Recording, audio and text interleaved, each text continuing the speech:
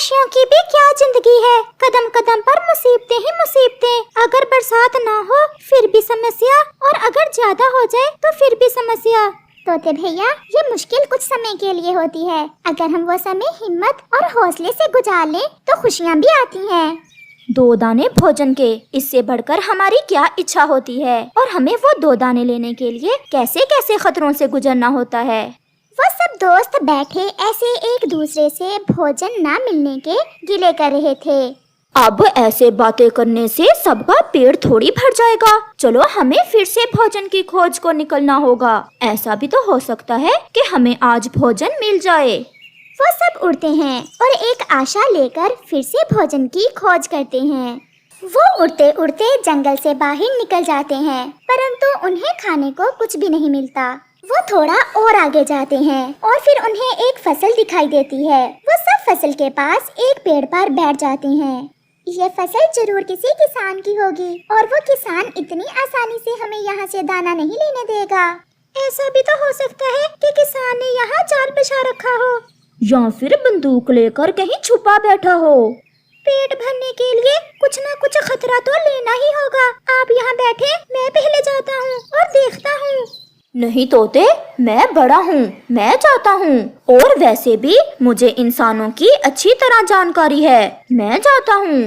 ऐसे बाकी सब दोस्त उसी पेड़ पर बैठ जाते हैं और कौवा फसल में चला जाता है। कौवे ने अभी एक दाना ही खाया था कि उसे दूर से इंसान दिखाई देता है जो उसकी तरफ दौड़ा चला आ रहा था। लो, वो आ गया कंजूस इंसान। चलो मैं इसकी मिन्नती करता हूँ, शायद ये हमें कुछ दाने देने पर मान जाए। छी छी छी छी, चल भाग भाग काले कौवे, मेरी फसल को खराब कर रहे हो। हम सब पक्षी कई दिनों से भूखे हैं। भोजन की खोज में उड़ते उड़ते हम यहाँ तक आ गए। आपके पास इतनी ज्यादा फसल है, अगर इस फसल में से 2-4 दाने हम ले जाएंगे तो क्या नुकसान होगा आपका। तुम्हें देख, और भी पक्षी इस दिशा में आ जाएंगे और तुम पक्षी तो खेत के खेत खाली कर देते हो। मैं तुम्हें यहाँ बैठने की अनुमति नहीं दूंगा। भागो, नहीं तो मैं पत्थर उठाकर मार दूंगा। और मेरे पास बंदूक भी है। बंदूक का नाम सुनकर कालू तो डर जाता है। नो नो नो, किसान जी, बंदूक ना निकालना। हम यहाँ से चले जाते हैं, हम कहीं और चले जाते हैं। ऐसे कौवा निराश होकर वहाँ से उड़ जाता है। कालू भैया, क्या नहीं माना किसान कुछ दाने देने को? नहीं, वो तो बंदूक चलाने वाला था कि मैं भाग आया। अब यहाँ से चलो, वो हमारी तरफ ही घूर रहा है। वो सब वहाँ से उड़ जाते हैं। शाम भी होने वाली थी, इसलिए वो आज फिर से खाली पंखों के साथ ही वापस होते हैं। रास्ते में चिड़िया की नजर जमीन पर जाती है। पहाड़ों के पास गुफा के साथ उसे कोई चमकती हुई चीज नजर आती है।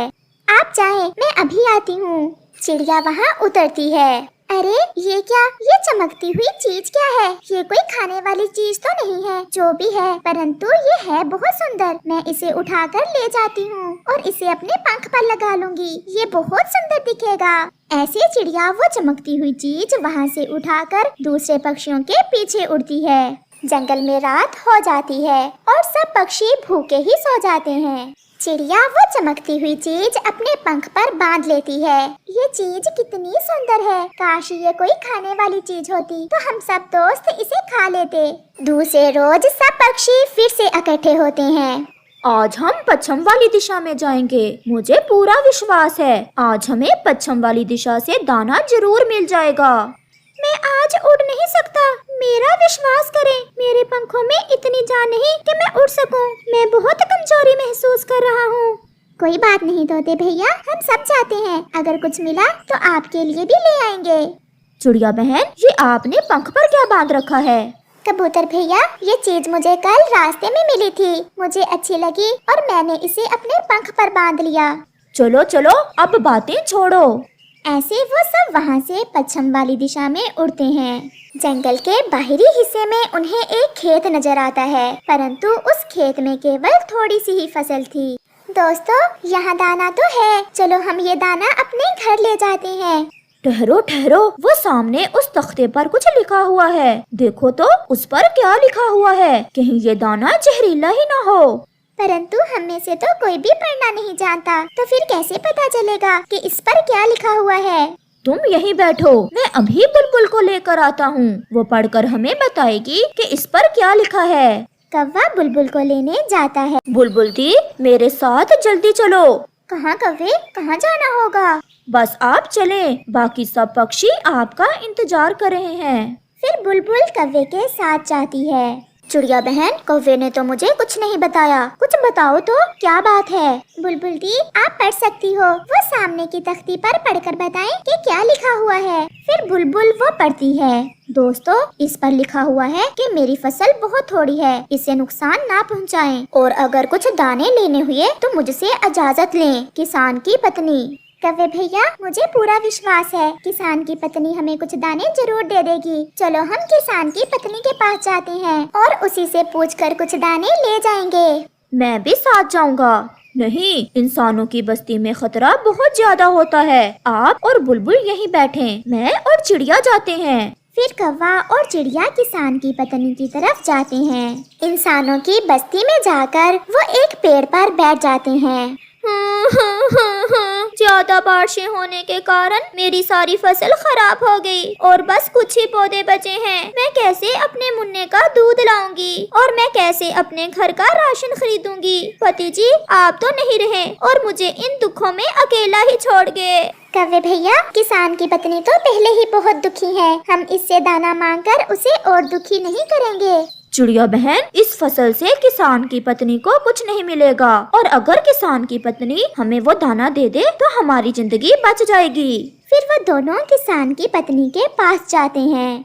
बड़ी माँ जी, हम आपकी फसल से आए हैं और तख्ते पर लिखा हुआ था कि दाना खाने से पहले इजाजत ले लें। माँ जी, हम पक्षी कई दिनों से भूखे हैं, अगर आप अपनी फसल से हमें कुछ दाने दे दें तो बड़ी नेकी होगी आपकी हम पर। मेरी फसल तो पहले ही बहुत कम है, सारी फसल बेचकर मेरा खर्चा भी नहीं पूरा होगा, परंतु मैं आपको खाली नहीं भेजूंगी। आप जाएं और मेरी फसल से जितना जी चाहे दाना ले लें। माँ जी, आपका बहुत बहुत धन्यवाद। ये मेरे पास एक बहुत सुंदर सी चीज है, इसे आप रख लें, शायद ही आपके किसी काम आ जाए। ऐसे कौवा और चिड़िया वहाँ से चले जाते हैं और वो सब वहाँ से अपनी अपनी जरूरत के हिसाब से दाना लेते हैं और अपने अपने घर चले जाते हैं। वो सब बहुत खुश थे। दाना मिल गया, दाना मिल गया।